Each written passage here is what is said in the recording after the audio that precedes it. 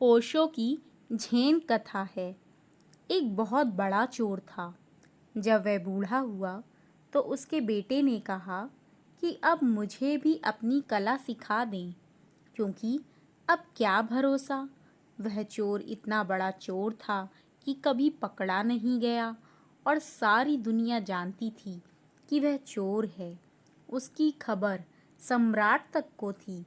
सम्राट ने उसे एक बार बुलाकर सम्मानित भी किया था कि तू अद्भुत आदमी है। दुनिया जानती है, हम भी जानते हैं कि तू चोर है।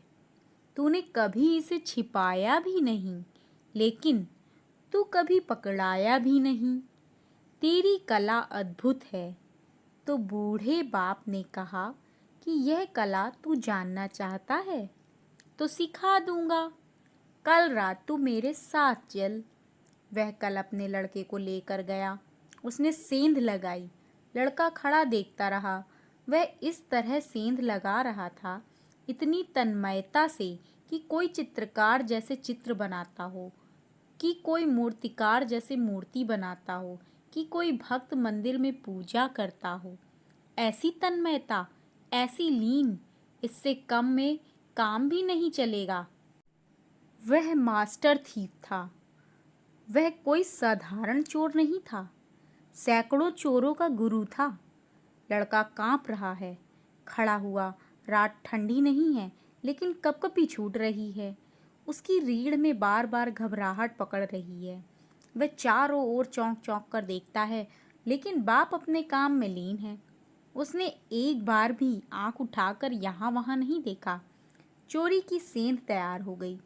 बाप बेटे को लेकर अंदर गया। बेटे के तो हाथ पैर कांप रहे थे। जिंदगी में ऐसी घबराहट उसने कभी नहीं जानी। और बाप ऐसे चल रहा है जैसे अपना घर हो। वह बेटे को अंदर ले गया। उसने दरवाजे के ताले तोड़े। फिर एक बहुत बड़ी अलमीरा में, वस्त्रों की अलमारी में, उसका ताला खोला और बेटे को कहा कि तू अंदर जा। बेटा अलमारी में अंदर गया। बहुमूल्य वस्त्र हैं, हीरे जवाहरात जड़े वस्त्र हैं। और जैसे ही वह अंदर गया, बाप ने ताला लगाकर चाबी अपने खीसे में डाली। लड़का अंदर चाबी खीसे में डाली, बाहर गया। दीवार के पास जाकर जोर से शोरगुल मचाया। चोर चोर, और सेंध से निकलकर अपने घर चला गया। सारा घर जाग गया, पड़ोसी जाग गए। लड़के ने तो अपना सिर ही पीट लिया अंदर कि यह क्या सिखाना हुआ। मारे गए। कोई उपाय भी नहीं छोड़ गया बाप निकलने का। चाबी भी साथ ले गया, ताला भी लगा गया। घर भर में लोग घूम रहे थे। सेंध लग गई है और लोग देख रहे हैं, पैर के चिन्ह हैं। नौकरानी उस जगह तक आई जहां अलमीरा में चोर बंद है। उसे कुछ नहीं सूझ रहा, क्या करे। बुद्धि काम नहीं देती। बुद्धि तो वहीं काम देती है अगर जाना माना हो, किया हुआ हो। बुद्धि तो हमेशा बासी है, ताजे से बुद्धि का कोई संबंध नहीं है। यह घटना ऐसी है, इतनी नई है कि ना तो कभी की, ना कभी सुनी, ना कभी पढ़ी, ना कभी किसी चोर ने पहले कभी की है कि शास्त्रों में उल्लेख हो। कुछ सूझ नहीं रहा था। बुद्धि बिल्कुल बेकाम हो गई थी। जहाँ बुद्धि बेकाम हो जाती है, वहाँ भीतर की अंतर चेतना जागती है।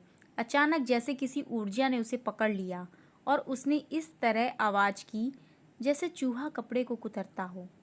यह उसने कभी की भी नहीं थी। जिंदगी में वह खुद भी हैरान हुआ अपने पर। नौकरानी चाबियां खोज कर लाईं। उसने दरवाजा खोला और दिया लेकर उसने भीतर झांका कि चूहा है शायद। जैसे ही उसने दिया लेकर झांका, उसने दिए को फूंक मारकर बुझाया, धक्का देकर भागा। सेंध से निकला। 10-20 आदमी उसके पीछे हो लिए। बड़ा शोरगुल मच गया। सारा पड़ोस जग गया। वह जान छोड़कर भागा। ऐसा वह कभी भागा ही नहीं था। उसने यह समझ में नहीं आया कि भागने वाला मैं हूँ, जैसे कोई और ही भाग रहा है। एक कुएं के पास पहुंचा। एक चट्टान को उठाकर उसने कुएं में पटका और उसे यह भी पता नहीं कि यह मैं कर रहा हूँ, जैसे कोई और करवा रहा है। चट्टान कुएं में गिरी। सारी भीड़ कुएं के पास इकट्ठी हो गई। समझा कि चोर कुएं में कूद गया। वह झाड़ के पीछे खड़े होकर सुस्ताया, फिर घर गया। दरवाजे पर दस्तक दी। उसने कहा, आज इस बाप को ठीक करना ही पड़ेगा। यह सिखाना हुआ? अंदर गया। बाप कंबल ओढ़े आराम से सो रहा है। उसने कंबल खींचा और कहा कि क्या कर रहे हो?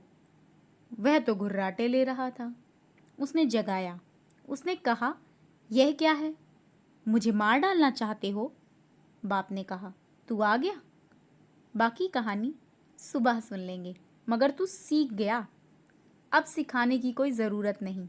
बेटे ने कहा, कुछ तो कहो, कुछ तो पूछो मेरा हाल, क्योंकि मैं सो नहीं पाऊंगा। तो बेटे ने सब हाल बताया कि ऐसा ऐसा हुआ। बाप ने कहा, बस तुझे कला आ गई, तुझे आ गई कला, ये सिखाई नहीं जा सकती, लेकिन तू आखिर मेरा ही बेटा है, मेरा खून तेरे शरीर में दौड़ता है। बस हो गया, तुझे राज मिल गया। क्योंकि चोर अगर बुद्धि से चले तो फंसेगा, वहाँ तो बुद्धि छोड़ देनी पड़ती है, क्योंकि हर घड़ी नई है, हर बार नए लोगों की चोरी है, हर मकान नए ढंग का है, पुराना अनुभव कुछ काम नहीं आता। वहाँ तो बुद्धि से चलें कि उपद्रव में पड़ जाओगे, वहाँ तो अंतस चेतना से चलना पड़ता है। झेन फकीर इस कहानी का उल्लेख करते हैं। वे कहते हैं कि ध्यान की कला भी चोरी जैसी है। वहाँ इतना ही होश चाहिए, बुद्धि अलग हो जाए, सजगता हो जाए। जहाँ भय होगा वहाँ सजगता हो सकती है। जहाँ खतरा होता है वहाँ तुम जाग जाते हो। जहाँ खतरा होता है वहाँ विचार अपने आप बंद हो जाते हैं। तो कैसी लगी है झेन कथा, ओशो की कहानी? अगर अच्छी लगी है तो चैनल को लाइक, शेयर एंड सब्सक्राइब करना बिल्कुल भी मत भूलना।